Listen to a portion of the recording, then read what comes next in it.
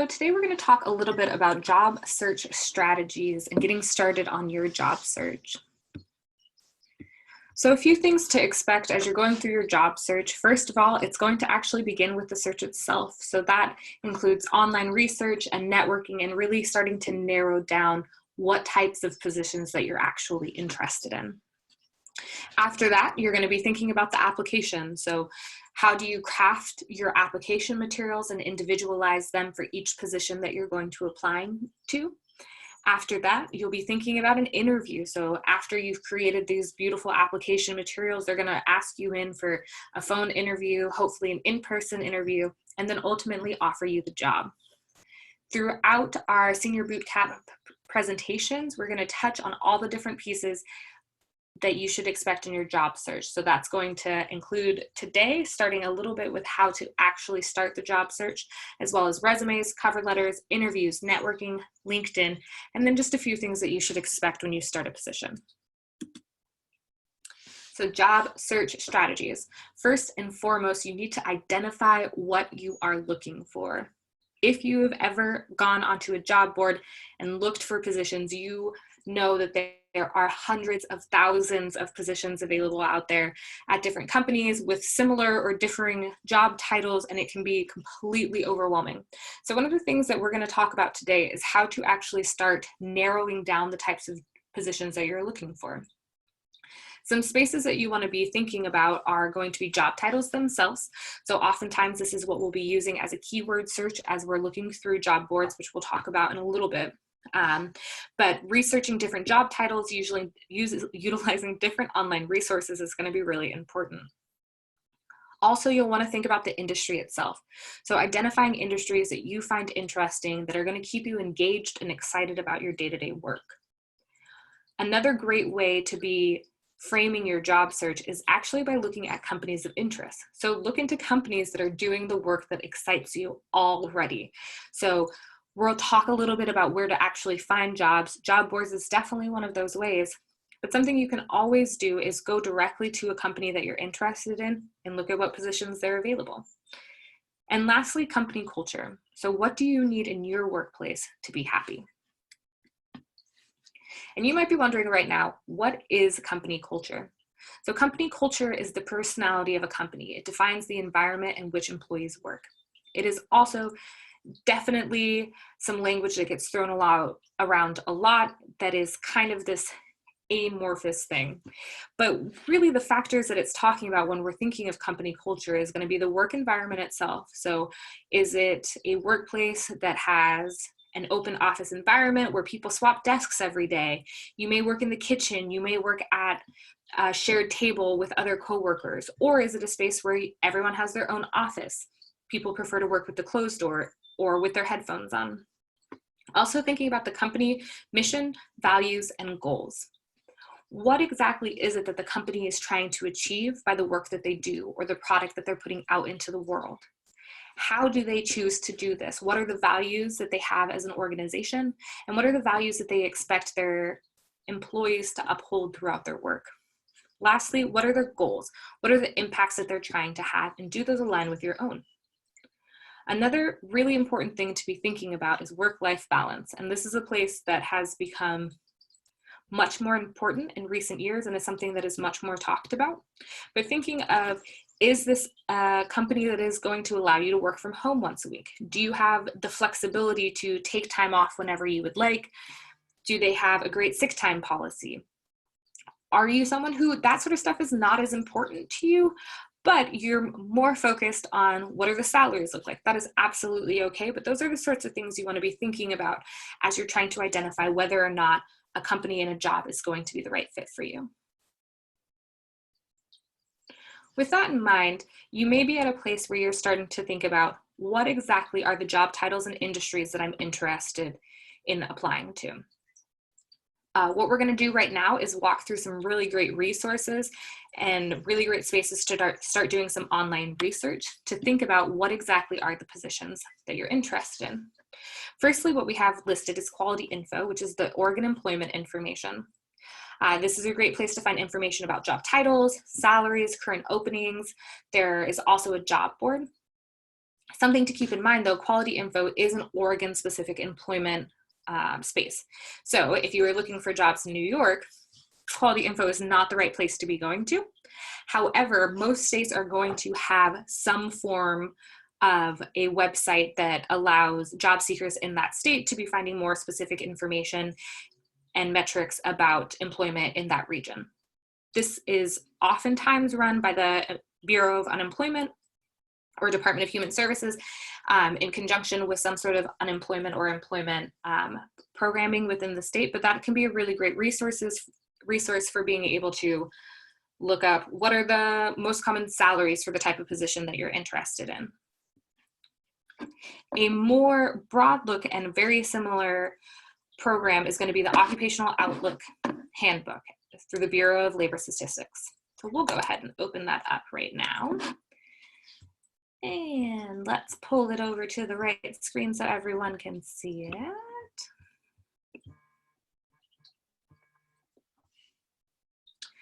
So as you can see here, we have select occupations by median pay, entry-level education, occupation groups. So what we're going to do is we're just going to go into arts and design. And let's look at a little bit about graphic designers. No thanks. So in 2019, the median pay was $52,000 a year or $25 an hour. Typical entry-level education, so this is really important as you're starting to look at potentially what are long-term tracks I'm interested in, what is the type of education that is needed to be successful in this role. And then it's also going to give you some information about the job outlook itself. So what is the growth for these types of positions overall? And then it'll have some basic information about the position itself. One really interesting thing is coming down here to state and area data. And you can actually find occupational employment statistics.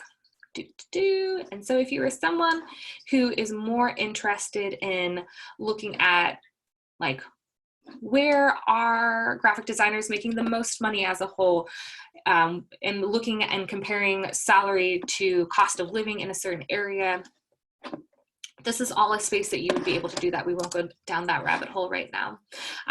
But this is a great way to start doing some exploration in that space. We can also see here, it'll have graphic designers compared to area and design workers, total all occupations. And again, this is just another way to be able to get some more information, particularly about salary and income for the positions that you're looking at. Here we go, back over here. So Vault is another really great online career database that we have access to as a Reed student. So Vault, again, is going to have a lot of information and you could spend a lot of time sifting through it.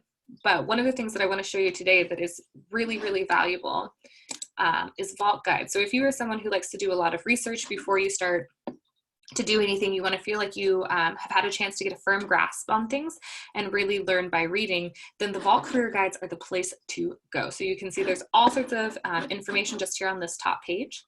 Let's say we're going to go down here into nonprofits, and you can get the Vault Guide to Nonprofit Jobs. These guides are oftentimes anywhere from 50 to 100 pages, so they are full of information, but you'll see it's going to start with quick facts, overview, job itself, work environment, so similar information to what we were just looking at on the occupational handbook.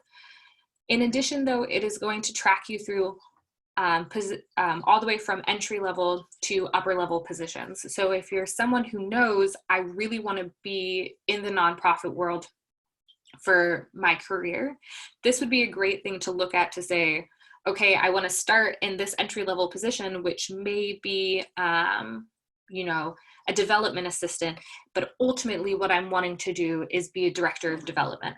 This is going to have information in here about how to get into that space and what it can look like. You'll see it covers 27 different jobs all through here that are oftentimes positions that you're going to see in the nonprofit sector. So again, this is a really great resource if you are trying to get a lot more information about a position. Potentially there's an industry that you've been interested in but haven't really had a chance to like dive into it yet, and you're thinking about where can I apply my skills, Vault is a really great resource. And again, it's completely free to Reed students. You access it through the Center for Life Beyond Reed website. Oh man, I can never get it back. So lastly, what I just want to pull up for you all is ONET Online. So ONET is again going to be a similar website to either Vault or the Labor Handbook. What is really nice, I think, about ONET is it makes it more available to search by actual skill sets. So if you're thinking about like, oh, I don't know, I have some skills, but I'm not quite sure how I can apply them, you can start coming into here and we can look at career clusters. And let's say, you know, you're interested in something in the arts, it's kind of where your skill sets are. And maybe you're like, I know I can write, so maybe a copywriter is a thing that I want to look at.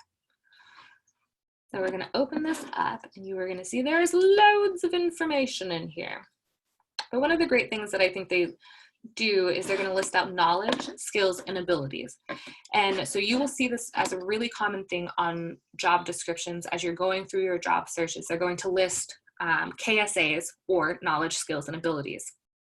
And these are the foundational skills that they are looking for in applicants as they are going through their job search. So if you are interested in becoming a copywriter, but you're not 100% sure if you have all the skill sets necessary or all of the knowledge or software skills that they're looking for, ONET is a great place to say, okay, this would be the daily tasks of the position. I would actually be interested in doing all these things. That sounds super fun. And something that is going to be important is that actually, as a copywriter, they're hoping that I have some graphics and photo imaging software skill sets. You're realizing, you know what, I actually don't have those skills right now, but you know, something that I've been hoping to learn is Photoshop. And so then that is a great space to say, you know what, I'm going to take this online course. I'm going to apply for the Career Advancement Fund, which is up to $500, which as a graduating senior, you are actually eligible for all through the summer. So if you see something in here that you're like, wow, I have some basic skills, or I want to improve my skills, and they're telling me these little fires are saying that this is hot technology. So hot technologies are requirements frequently included in an employer job posting. So you definitely don't want to not have them as you're applying to jobs.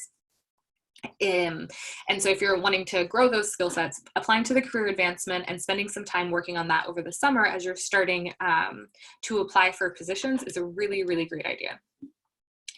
It's also going to come down, if you scroll all the way down, it'll again tell you the education, and then it also has interests, work styles. So there's, again, some more information about like, is this going to be the right fit for me? Is this something that I feel like I would enjoy doing for more than 3 months? This will help give you a little bit of information about the jobs itself and then related occupations. This is a great place if you're feeling a little bit stuck. You're like, I know I want to do something in this space, but I'm not quite sure what other jobs are there. I haven't been having a lot of luck seeing a lot of positions. Maybe if you're interested in copywriting, you come over here, public relations specialist, and then you're realizing based on the tasks and KSAs, this is another position that you could apply to. So ONET is a really great resource for that. Everything will be linked in the YouTube, so make sure that you check those out as you're going through this process. So you've heard me say it a couple times now. I've been talking a lot about job boards. Job boards is going to be one of the most accessible spaces to be looking for positions that are currently hiring. In our networking presentation, we are going to talk about the hidden job market, which is how do you find positions that are not posted online. They say anywhere from 40 to 50% of positions are actually found through a personal connection, not via a job board or job posting. So that's something to take into consideration. That being said, job boards are a great first step in starting to look for positions, and plenty of people find their jobs through this space as well. So we're going to go over a couple of easily accessible job boards. This is by no means a comprehensive list. There's way more out there. There are going to be loads of industry-specific job boards and things of that nature. But these are a couple good starting points. So LinkedIn, we mostly think of LinkedIn as our wonderful professional networking social site, but something you can also do is actually search for positions. So one of the great things about LinkedIn is it's going to say, let's say I'm applying for this assistant manager journey optimization. Sounds like Hayden, absolutely. I click on this. And then it is going to tell me I have 2 connections who currently work there. So what that means is that now I have a sense of people that I could potentially reach out to who are already working at the company that I'm interested in. So I could reach out to them and say, hey, I am applying for this position. I would love any additional insights you have. LinkedIn will also let you know full-time and then how many applicants have applied for the position. So again, key responsibilities, like we talked about in the KSAs that we were looking at ONET. This is a pretty, there's our knowledge and skills. Pretty well laid out job description. Good job, Adidas.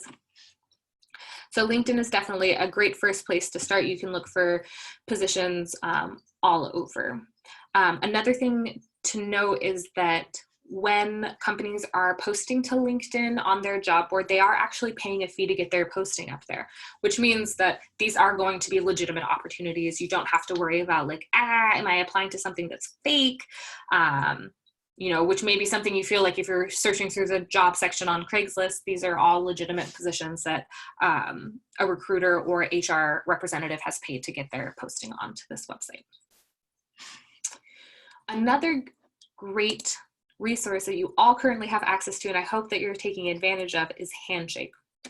And Handshake is a great resource for a lot of different reasons. But first and foremost, it is a great job board for recent grads because it is curated specifically for current graduates and recent graduates.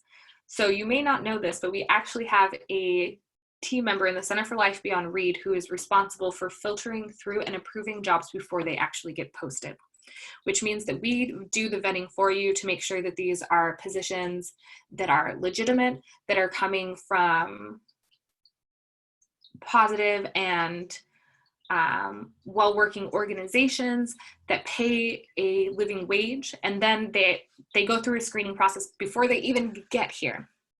Handshake is also a platform that is intended for college students, which means that if an employer is posting to Handshake or wanting to post to Handshake, then they are already intentionally getting in contact with college students. That's their entire goal, is to hire people to post positions that they believe are appropriate for current or recent graduates. So Handshake is a great resource. I absolutely recommend starting here as you're going through your job search. Lastly, what we're going to look at is MaxList. So MaxList is a really great example of an area-specific job board. And you'll see this across the country. And so this is a part of your own personal research. If you're deciding to stay in the Pacific Northwest, if you want to move to Southern California, if you're going to the East Coast, there are going to be other job boards that mirror this same type of structure where it's really posting positions for a specific area and location, which can be really beneficial. So then you're not weeding out loads of positions that are in areas that you truly have no interest in applying to. So if you go to jobs, we can search Portland specific jobs, search Seattle jobs if we wanted to. And we have a full list. So currently it's showing 305 jobs in the Portland metro area that are available. Another note about MaxList, if you are intending on staying in the Pacific Northwest and you are interested in nonprofit work in particular, this is a great resource. It is the absolute best resource for applying to nonprofit positions. So this is definitely something you should be using in your job search if you are hoping to stay in this area. But again, that's just one example of an area-specific job board that you could potentially be using to help find positions in an area that you are interested in moving to or are currently located in, rather than trying to sift through LinkedIn or Indeed, which is another really popular job board that has a lot of jobs and can become overwhelming because there are so many options. Oops. We're going back to Handshake. Here we go.